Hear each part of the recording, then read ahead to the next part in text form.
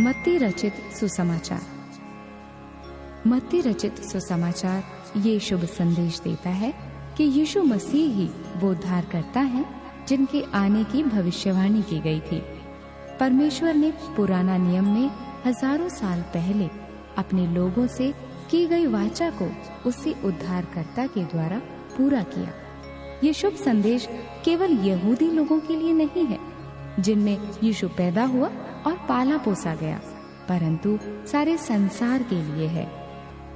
मत्ती रचित सुसमाचार को बहुत ही सावधानी पूर्वक व्यवस्थित किया गया है।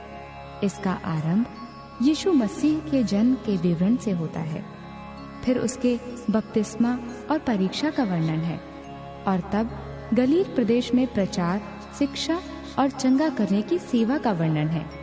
इसके बाद इस सुसमाचार में यीशु की गलील से यरूशलेम तक की यात्रा तथा यीशु के जीवन के अंतिम सप्ताह के घटनाओं का वर्णन है, जिसकी पराकाष्ठा उसका क्रूस पर चढ़ाया जाना और पुनरुत्थान है।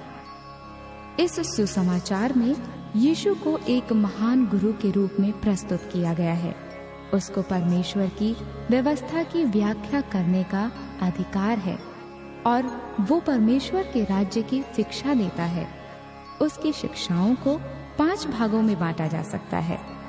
पहला, पहाड़ी उपदेश, जो स्वर्ग राज्य के नागरिकों के चरित्र, कर्तव्य, विशेषाधिकार और अंतिम आशा से संबंधित है। दूसरा, 12 शिष्यों को सेवा कार्य के लिए प्रशिक्षण देना। तीसरा, स्वर्ग के राज्य से संबंधित दृष्टांत। चौथा, शिष्यता से संबंधित शिक्षाएं।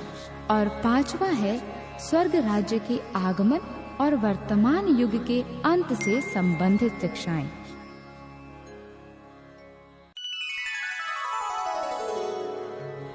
मत्ती रचित सुसमाचार अध्याय 1।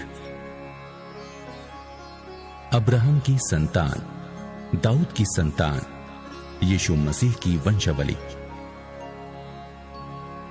अब्राहम से इसहाक उत्पन्न हुआ, इसहाक से याकूब उत्पन्न हुआ, याकूब से यहूदा और उसके भाई उत्पन्न हुए, यहूदा और तामार से फिरिस व जोहरा उत्पन्न हुए, फिरिस से हिस्रोन उत्पन्न हुआ और हिस्रोन से एराम उत्पन्न हुआ, एराम से अम्मीनादाब उत्पन्न हुआ, अम्मीनादाब से नहशोन और नहशोन से सलमोन उत्पन्न हुआ, सलमोन और राहब से बोअज उत्पन्न हुआ, बोअज और रूस से ओबेद उत्पन्न हुआ, और ओबेद से यिशै उत्पन्न हुआ, और यिशै से दाऊद राजा उत्पन्न हुआ, और दाऊद से सुलेमान उस स्त्री से उत्पन्न हुआ जो पहले उर्रियह की पत्नी थी।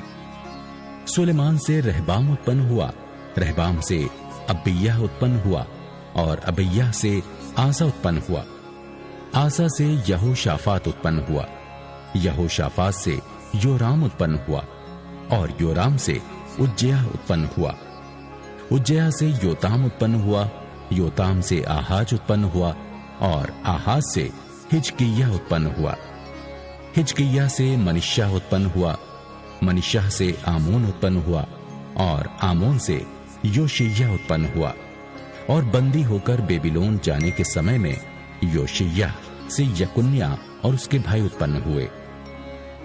बंदी होकर बेबीलोन पहुंचाए जाने के बाद यकुन्याह से शालतियेल उत्पन्न हुआ, और शालतियेल से जरुब्बाबिल उत्पन्न हुआ, जरुब्बाबिल से अबीहूद उत्पन्न हुआ, अबीहूद से इलियाकीम उत्पन्न हुआ, और इलियाकीम से अजोर उत्पन्न हुआ, अजोर से सदोक उत्पन्न हुआ, सदोक से अखीम उत्पन्न हुआ, और अखीम से इलीहूद उत्पन्न हुआ, इलीहूद से इलियाजार उत्पन्न हुआ, इलियाजार से मत्तान उत्पन्न हुआ, और मत्तान से याकूब उत्पन्न हुआ, याकूब से यूसुफ उत्पन्न हुआ जो मरियम का पति था, और मरियम से यीशु जो मसीह कहलाता है उत्पन्न हुआ। इस प्रकार अब्राहम से दाऊद तक 14 पीढ़ी हुई, और दाऊद से बेबीलोन को बंदी होकर पहुंचाए जाने तक 14 पीढ़ी, और बंदी होकर बेबीलोन को पहुंचाए जाने के समय से मसीह तक 14 पीढ़ी हुई। यीशु मसीह का जन्म इस प्रकार से हुआ कि जब उसकी माता मरियम की मंगनी यूसुफ के साथ हो गई तो उनके इकट्ठा होने से पहले ही वो पवित्र आत्मा की ओर से गर्भवती पाई गई। अतः उसके पति यूसुफ ने, जो धर्मी था और उसे बदनाम करना नहीं चाहता था, उसे चुपके से त्याग देने का विचार किया।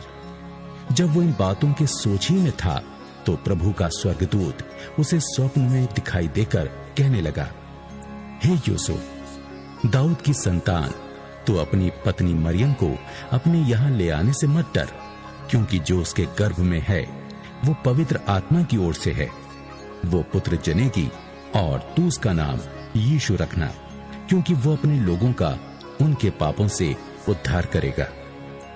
यह सब इसलिए हुआ कि वो वचन प्रभु ने भविष्यद्वक्ता के द्वारा कहा था वो पूरा हो।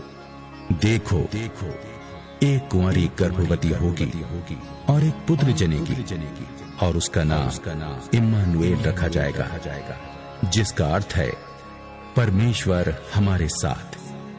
तब यूसुफ नींद से जागकर प्रभु के दूत की आज्ञा के अनुसार अपनी पत्नी को अपने यहां ले आया, और जब तक वो पुत्र ना जनी तब तक वो